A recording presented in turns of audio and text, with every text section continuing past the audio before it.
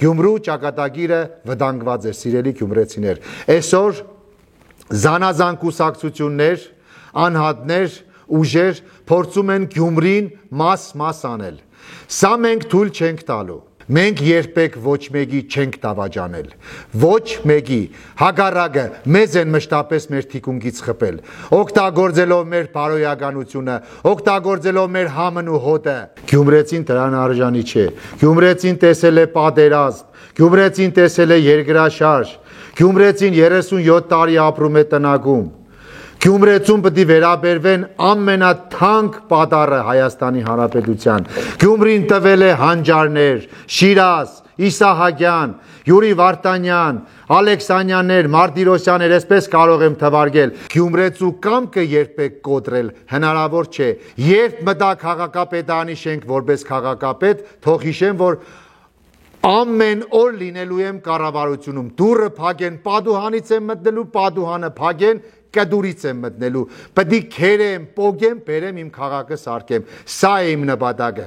Ես իմ գրբաններս կարած մտնելու եմ քաղաքապետարան։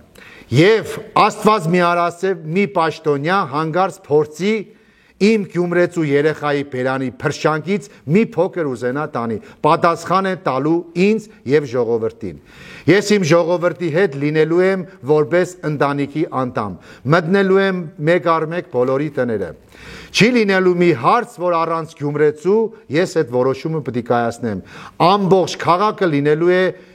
քաղաքապետի ավականին։ Որոշումը կայացվելու է միասնական։ Բոլոր ժամանակներում մարդիկ խոսքումներ են տալիս, էս ենք անելու, են ենք անելու, էս ենք սարքելու, 5 տարին մեկ հայտնվում են փրկիչներ, որոնք ուզում են փրկել թե քաղաքը, թե երկիրը։ Եթե